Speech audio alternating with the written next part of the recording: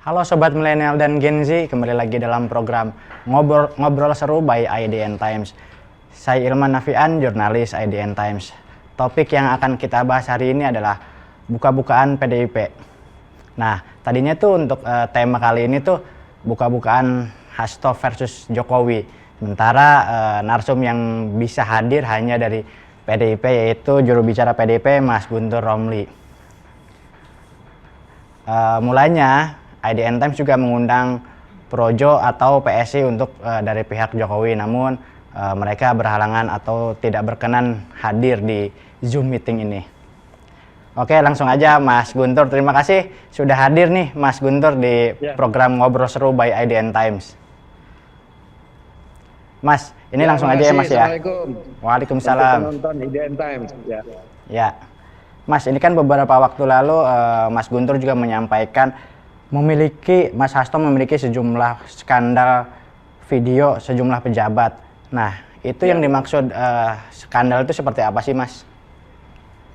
Ya, terima kasih, Mas. Jadi ketika kami menyampaikan bahwa di situ ada video-video yang berisi dokumen terkait skandal korupsi pejabat negara, baik yang masih menjabat ataupun yang sudah tidak menjabat, bahkan mantan orang nomor 1 yang ada di Indonesia dan keluarganya, kami tujuannya itu pertama sebagai perlawanan hukum, dan tentu saja yang kedua adalah perlawanan politik.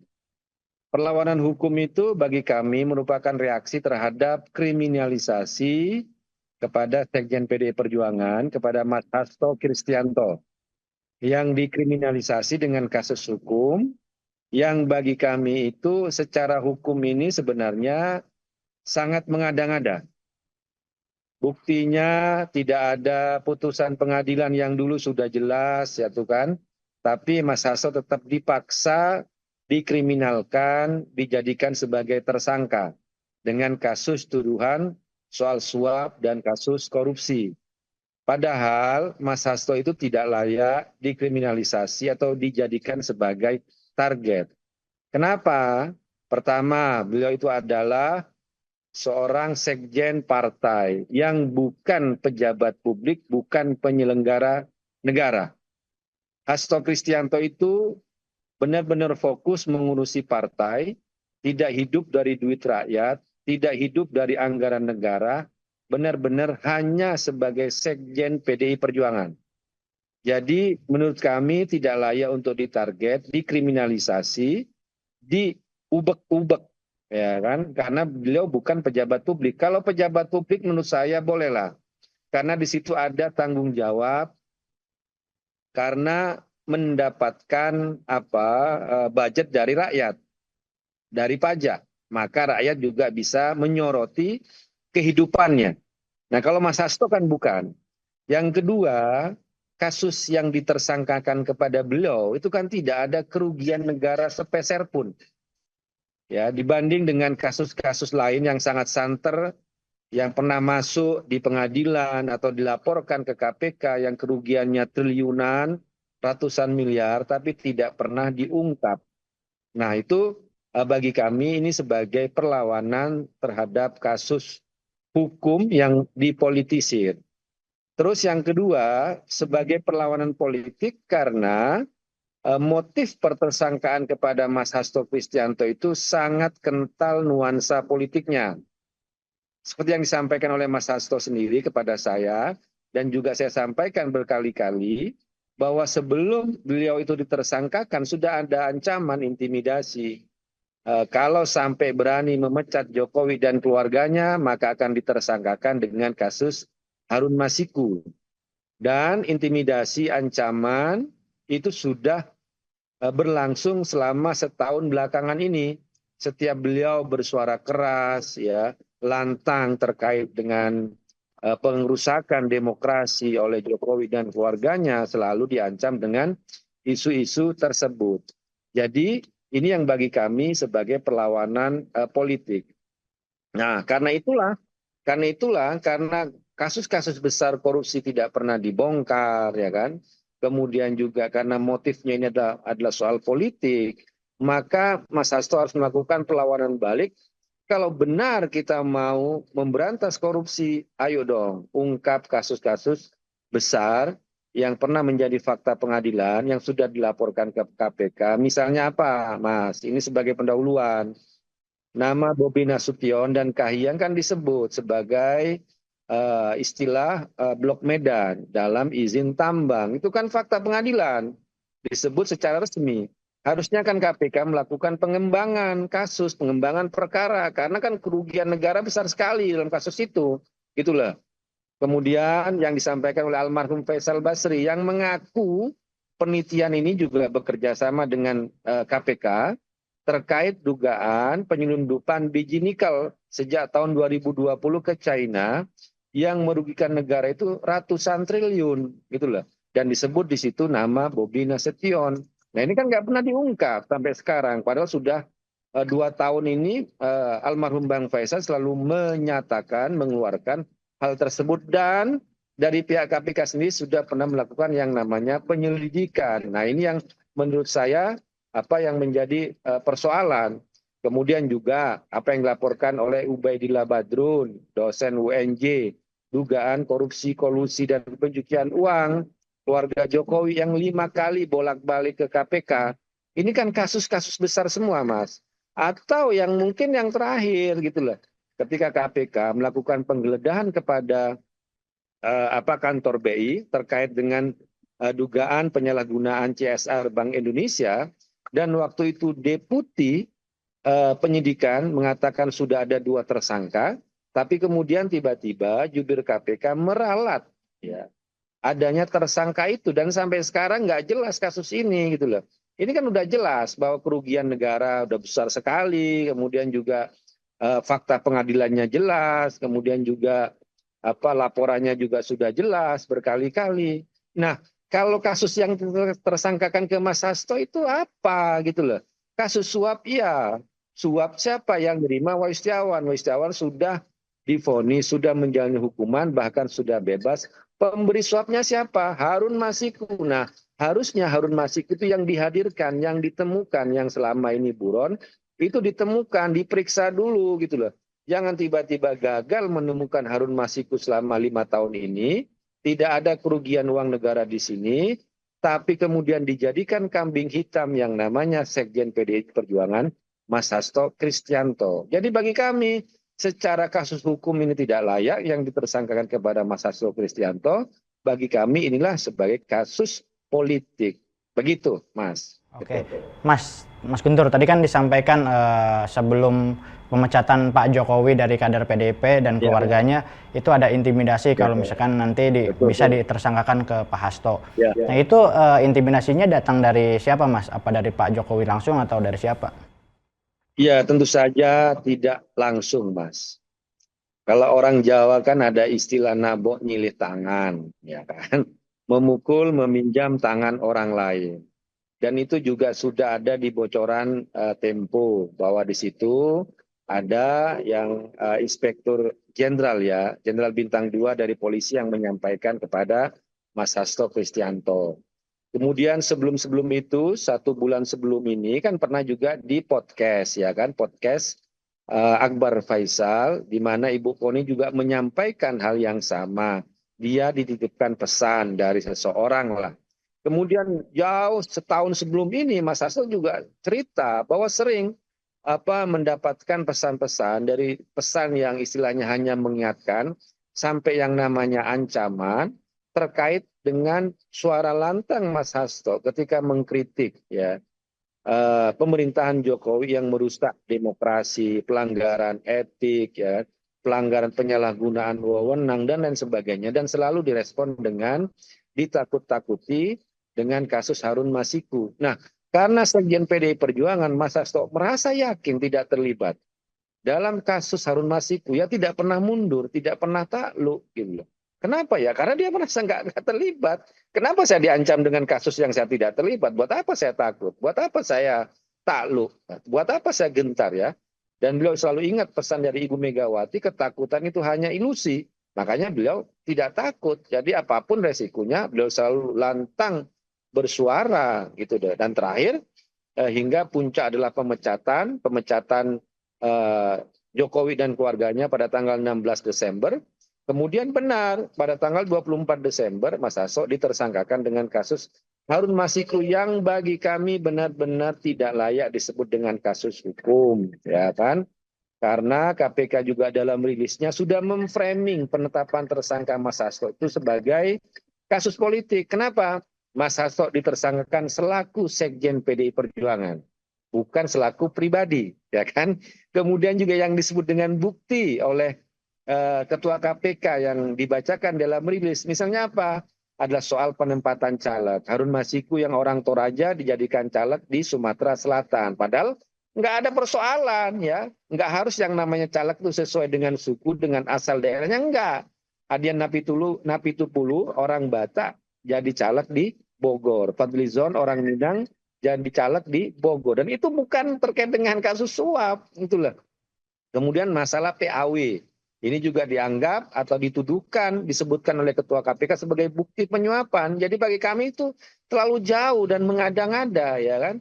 Yang disebut dibeberkan tuh bukti-bukti, ternyata ya kami melihat bahwa benar bahwa kasus ini lebih kepada persoalan-persoalan politik, ada keinginan untuk balas dendam, ya kepada Sekjen PDI Perjuangan, ataupun juga ada kesengajaan untuk istilahnya Ibu Megawati mengaut-aut, mengacak-acak partai. Tanggal 12 Desember, Ibu Megawati dalam suatu pidatonya sudah menyampaikan bahwa ada upaya untuk mengaut-aut partai menjelang Kongres PDI Perjuangan yang akan diselenggarakan pada tahun ini. Begitu, Mas. Mas Guntur, tadi kan disampaikan juga memiliki beberapa bukti. Nah, itu kenapa bukti-bukti tersebut tidak dilaporkan ke KPK atau ke kejaksaan atau polisi gitu, Mas? Karena kami menilai ya kepercayaan publik kepada lembaga-lembaga penegak hukum ini semakin turun, Mas. Apa jaminannya, Mas? Kalau misalnya dokumen, data tersebut diserahkan ke penegak hukum, itu akan ada tindak lanjut. Kami ingin jaminan. Kenapa? Ya lihatlah sebelum ini. Apa kurang data dan bukti dari penelitiannya almarhum Faisal Basri yang sudah kerjasama dengan KPK. Tapi tidak ada tindak lanjut. Apa kurang? Fakta pengadilan menyebut nama Bobi, nama Kahiyang, Blok M, yang itu adalah fakta pengadilan persidangan karena disebut dalam persidangan yang resmi, sampai sekarang tidak ada yang namanya pengembangan perkara terhadap kasus itu. Apa jaminan KPK mau menindaklanjuti laporan dugaan nepotisme pencucian uang keluarga Jokowi? Padahal Ubaidillah Badrun sudah 5 kali bolak-balik ke KPK.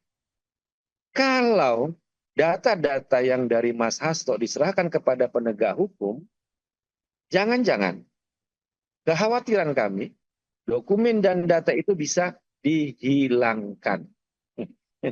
Begitu, Mas. Jadi ini kembali lagi ke soal kepercayaan kepada lembaga-lembaga penegak hukum itu. Enggak yang namanya kejaksaan, enggak yang namanya kepolisian, yang enggak ada namanya juga KPK. Kami melihat juga seperti itu. Ya kan, Harvey Muiz, kerugian negara 300 triliun, ternyata ya hanya divonis 6,5 tahun. Ya kan, KPK ada 79 pegawai KPK sudah terbukti melakukan pungli, hukumannya hanya minta maaf. Jadi ini kami lihat ini kayak tebang pilih KPK ini. Kalau pegawai KPK melakukan korupsi, minta maaf. Tapi kalau non KPK dikejar ya sampai yang meninggal pun almarhum Firyan, komisioner KPK yang sudah meninggal tadi tahun 2022 itu dipanggil oleh KPK. Masa orang sudah meninggal dijadikan sebagai saksi? Ini KPK mau serius melakukan penyidikan atau mau main jai langkung gitu kan, mau manggil orang yang meninggal gitu kan. Kalau sampai dia nggak datang dengan 2 kali panggil apa, KPK mau maksa, mau bongkar kuburan ya kan. Nah ini bagi kami terlalu jauh ya kalau kita ngelihat KPK melakukan kriminalisasi, dan kalau bagi kami sendiri, bagi saya sendiri ya, sudah hilang kepercayaan ini terhadap lembaga penegak hukum yang harusnya jati diri KPK adalah membongkar kasus-kasus besar, dan itu alasan kenapa KPK didirikan, bukan kasus-kasus remeh-temeh yang tujuannya adalah orderan-orderan politik. Jadi begitu, Mas. Gitu. Mas, tapi sampai kapan itu bukti-bukti akan ditahan? Terus kemudian kapan dikeluarkannya?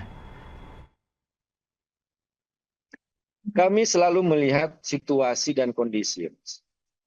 Kami tidak ingin mengatakan bahwa data itu pasti ya ada, dokumen itu ada, video itu ada, ya kan?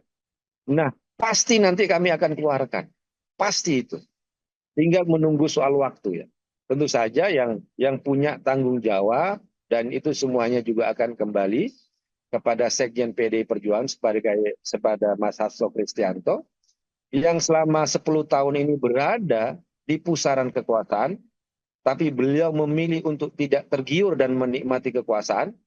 Mas Hasto ditawari menteri oleh Jokowi menolak, ditawari jabatan apapun itu menolak karena benar-benar ingin konsisten mengabdi kepada partai. Nah, di situ dan juga Mas Hasto sadar bahwa sekali beliau menerima pejabatan publik bahwa beliau itu bisa disandera dengan kasus. Nah, karena beliau sangat tahu ya bagaimana kekuasaan ini dipergunakan, kemudian ditambah juga dengan data-data dan dokumen dari Mas Andi Wijayanto ya, mantan dulu Seskap, kemudian di mana KSP, kemudian Gubernur Lemhanas gitu kan. Ya, ini benar-benar data ya dokumen yang valid dan kalau saya melihat beberapa itu sebenarnya dokumen atau data itu ya sudah pernah terlontar ke publik soal dugaan-dugaan korupsi yang skala besar ya, yang tidak pernah diusut ya, tiba-tiba mandek, baik itu yang ada di KPK, baik itu yang ada di Kejaksaan, baik itu ada yang di Polri gitu kan. Kemudian akhirnya kami ditanya, kenapa harus lemparkan ke publik? Karena ada perkembangan ya tahun-tahun terakhir ini, no viral, no justice. Kalau nggak viral, nggak ada keadilan, nggak bergerak yang namanya penegak hukum itu. Ya, mahasiswa ada yang ditembak mati oleh polisi setelah diramaikan di medsos. Almarhum Gama baru terbongkar kasusnya. Kasus juga seperti Sambo dan lain sebagainya. Nah, ini yang bagi kami ya kita terus terang ini ironis dan menyedihkan. Tapi ya kalau mau bicara ya inilah faktanya. Kenapa lembaga penegak hukum terlumuri oleh motif-motif politik, dicampuri oleh orderan-orderan politik, tidak konsisten, mau menegakkan hukum, tebang pilih, kasus-kasus yang besar ya dibiarkan, yang ada di lingkaran kekuasaan itu dibiarkan, tapi kalau sekarang Sekjen PDI Perjuangan yang berada di luar pemerintahan, dan baru memecat Jokowi dan keluarganya, kena sasaran, padahal bukan pejabat publik, tidak ada kerugian negara, uang negara sepeser pun dalam kasus ini, gitu loh Mas. Mas, ini kan Pak Hasto juga tersangkanya di bulan Desember dan Pak Jokowi juga bukan jadi presiden lagi, tidak berkuasa lagi. Ya. Nah, kenapa PDIP menduganya itu ulah Jokowi gitu, Mas?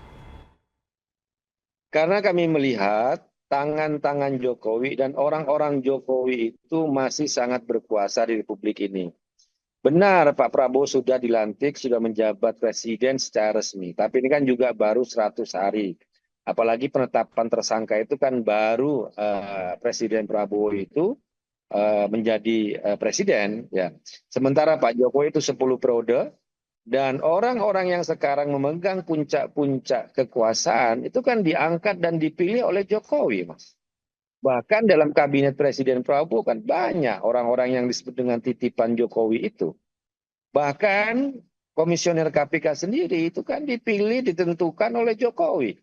Saya hanya mengutip dari apa yang disampaikan oleh Mbak Bivitri, bahwa ini yang terjadi, bahwa komisioner KPK sekarang itu ya pilihan Jokowi gitu ya. Pak Prabowo ya mohon maaf itu kan hanya melantik saja gitu ya. Tapi siapa yang menentukan panselnya, siapa yang memilih dari 10 orang itu, dan semuanya 10 orang yang ketika disampaikan ke DPR itu semuanya disebut dengan orang-orangnya Jokowi gitu loh. Jadi kami melihat bahwa tangan-tangan Jokowi meskipun dia sudah tidak menjadi presiden, tapi kan masih banyak orang-orang Jokowi yang merasa berhutang budi bahwa Jokowi menanamkan jasa, dan kita melihat skenario ketika masyarakat sipil menyampaikan bahwa seharusnya komisioner KPK itu dipilih di zamannya Presiden Prabowo, tapi Jokowi itu tidak mau mendengarkan suara kelompok-kelompok sipil itu, maka semakin kuat dugaan kami. Ternyata Jokowi itu mau turun, tapi dia nyiapin semuanya untuk jaga-jaga, untuk mengamankan dia. Bahwa dia itu ketika turun, dia harus dipastikan tidak ada yang mengganggu dia. Tidak ada yang mengganggu dia dari penegak hukum, ya dari KPK, dari kepolisian, dari kejaksaan. Dan kami melihat, ya sekarang itulah orang-orangnya Jokowi yang bermain gitulah. Ya secara resmi, secara formil tentu saja Jokowi tidak bisa memberikan perintah, instruksi. Tapi persoalannya kan politik itu kan ada yang disebut nyata di hadapan kita, tapi kan ada yang di belakang, itulah yang disebut dengan tangan-tangan tersembunyi. Itu dalam dunia politik itu kan hal yang faktual, nyata, gitulah, gitu Mas. Mas, ini kan banyak yang sejumlah pihak juga menyebut kalau misalkan Pak Jokowi 2 periode juga kendaraan politiknya kan PDIP. Nah, Ya. kekuasaan Jokowi juga banyak peran dari PDIP. Nah, kenapa sih sampai hubungan di akhirnya itu sampai seperti ini gitu, rusak gitu? Kalau kami melihat sendiri apa disampaikan oleh Ibu Megawati Soekarno Putri dalam talk show dengan Rossi di Kompas TV pada awal tahun lalu, ya, tahun 2024, bahwa beliau sebagai ketua partai pun tidak punya kekuatan untuk mendekte seorang presiden. Meskipun Jokowi waktu itu adalah kader dari PDI Perjuangan. Nggak ada bisa mendekte presiden yang punya kekuasaan segalanya, panglima perang, membawahi 3 matra, kepolisian, kejaksaan di bawah dia, BIN di bawah dia. Jadi kekuatan yang sangat luar biasa dari seorang presiden. Dan PDI bahwa Jokowi kader PDI Perjuangan betul gitu loh. Tapi tidak semua apa yang menjadi kebijakan Jokowi itu berasal dari PDI Perjuangan, apalagi terkait dengan misalnya permintaan waktu itu adalah 3 periode atau perpanjangan masa jabatan. Dan di situ Ibu Megawati memang kekeh menolak. Ya. Kalau ada hal-hal katakanlah dianggap melanggar konstitusi, ya Ibu Mega akan melawan dan akan menolak gitu loh. Nah kita ngelihat kenapa yang namanya tiba-tiba di akhir pemerintahan Jokowi tiba-tiba ribut dengan PDI Perjuangan, karena PDI Perjuangan itu merasa dikhianati, Mas. Ya, merasa dikadalin oleh Joko Widodo, orang yang katakanlah dibela, dibesarkan dari wali kota, dari gubernur, presiden, semua dari kader PDI Perjuangan membantu yang namanya Jokowi atau merelakan posisi atau tiket sampai Ibu Megawati Soekarno Putri menyerahkan tiket pencapresan 2014 kepada Jokowi waktu itu. Waktu Pilgub 2012 banyak kader-kader senior dari PDI Perjuangan di Jakarta yang akhirnya ya dengan segala dinamika ya, dengan juga ada keributan tentu saja di situ, akhirnya Jokowi yang dipilih menjadi cagup DKI waktu itu. Jadi semua kader PDI Perjuangan bekerja keras membantu Jokowi agar dia benar-benar sukses. Ternyata setelah dia memegang kekuasaan, dia tidak memikirkan lagi bagaimana regenerasi itu dilanjutkan, tapi hanya memikirkan adalah keluarganya, anaknya, menantunya. Itu yang sangat menyakitkan bagi PDI Perjuangan, Mas. Dan itu juga caranya dengan melanggar konstitusi, melanggar etik, menggunakan kekuasaan ipar dia ya, pamannya Gibran yang menjadi ketua Mahkamah Konstitusi. Jadi ini benar-benar tidak termaafkan ya, dikhianati persoalan-persoalan yang muncul pada akhir zaman Jokowi. Belum lagi dia berkali-kali membohongi Bu Megawati Soekarno Putri. Di depan bilang iya, di belakang melawan. Ya.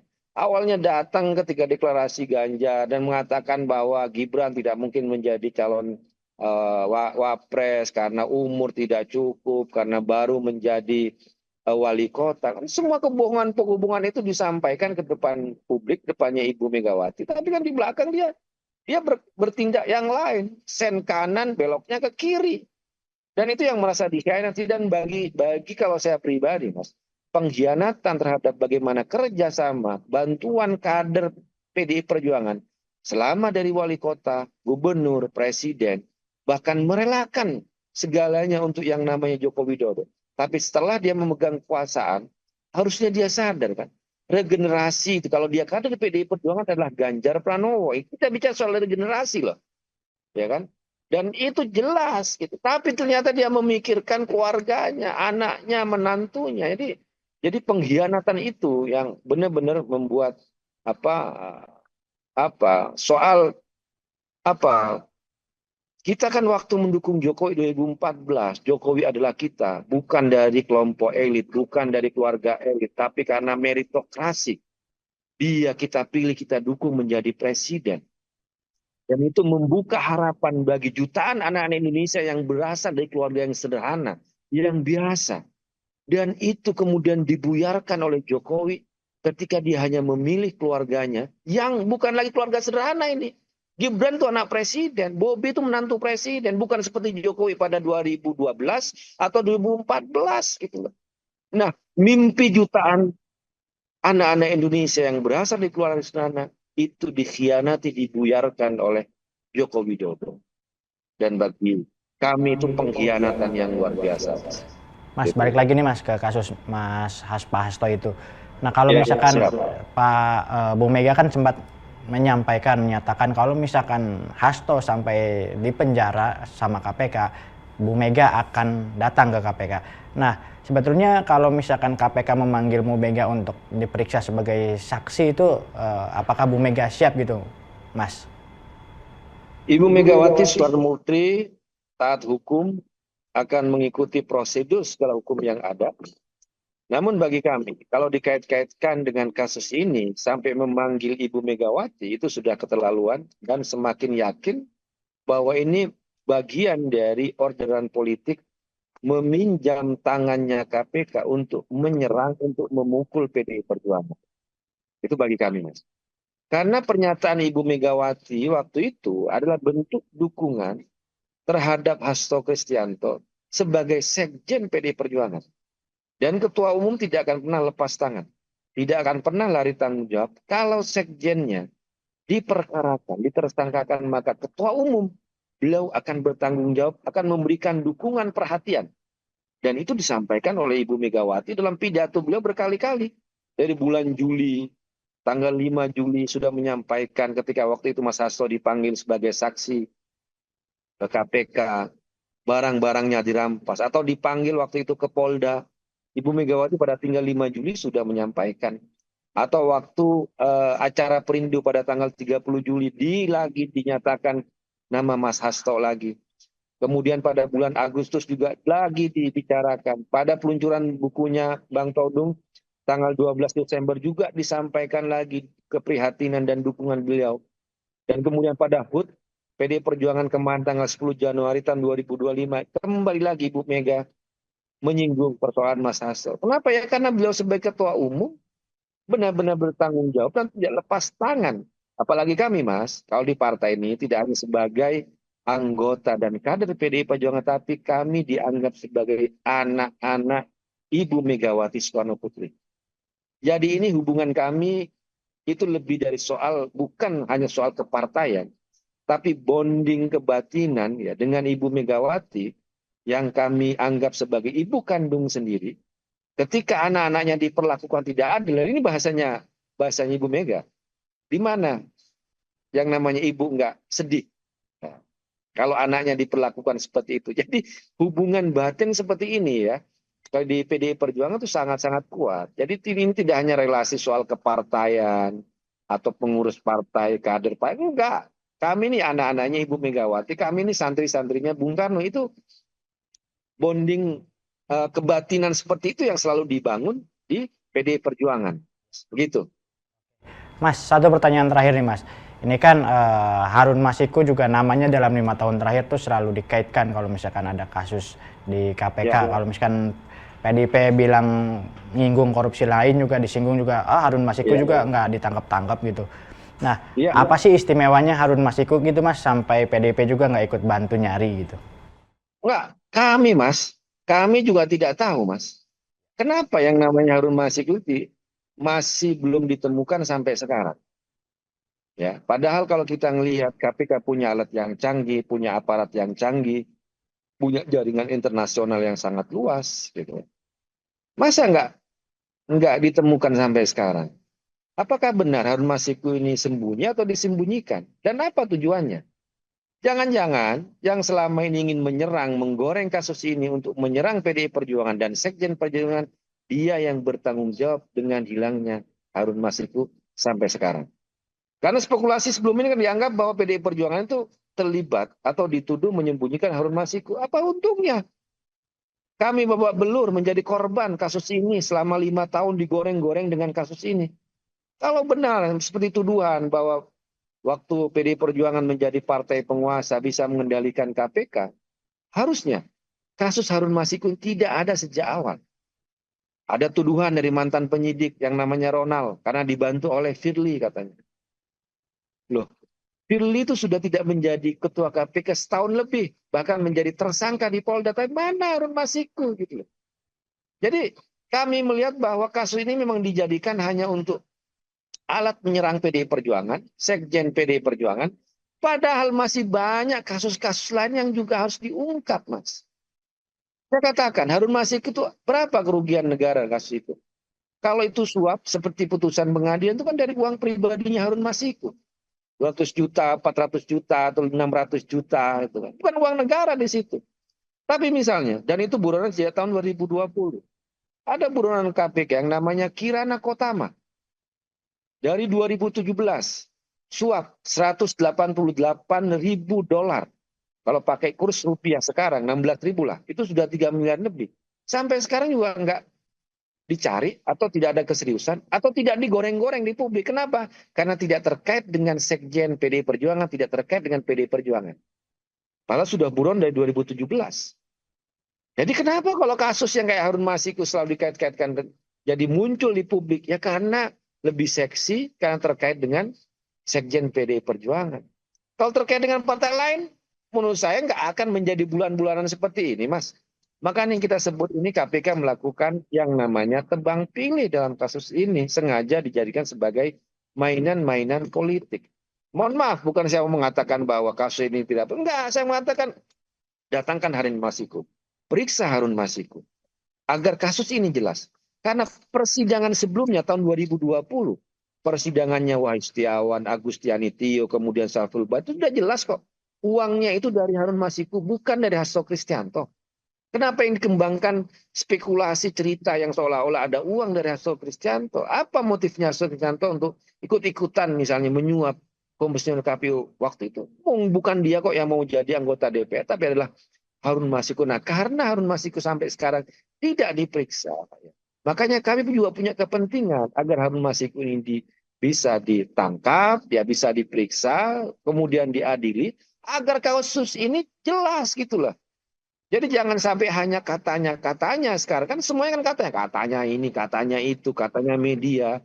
Padahal katanya atau kesaksian tidak langsung itu tidak bisa dijadikan sebagai alat bukti, testimonium de auditu kalau dalam adigium ya, kalau dalam hukum itu, atau kalau dalam bahasa Arabnya itu laisal khabaru kal muayyana, bahwa informasi itu yang disampaikan berbeda dengan orang yang menyaksikan langsung, yang terlibat langsung. Yang pemberi itu adalah Harun Masiku, dan dia harus diperiksa untuk kasus ini, dia harus dihadirkan.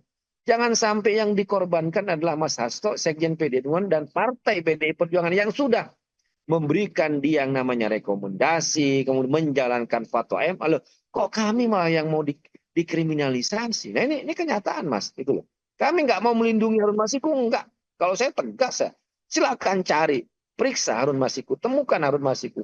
Dan nggak masuk akal kalau KPK nggak bisa menemukan Harun Masiku, menurut saya nggak masuk akal, gitu loh. Begitu, Mas. Oke, Mas Guntur, terima kasih Mas untuk penjelasannya. PDIP juga mendorong KPK untuk segera menangkap Harun Masiku, gitu ya Mas ya? Ya, kita dorong Mas. Itu. Oke, Sobat Milenial dan Gen Z, itu dia obrolan kita dengan juru bicara PDI Perjuangan, Mas Guntur Romli. Terima kasih Mas Guntur untuk waktunya. Sama-sama. Bagi Sobat Milenial, Waalaikumsalam. Bagi Sobat Milenial dan Gen Z yang ingin menyaksikan tayangan ulang ini, bisa menyaksikan di YouTube IDN Times. Jangan lupa subscribe, like, dan komen. Terima kasih. Sampai jumpa.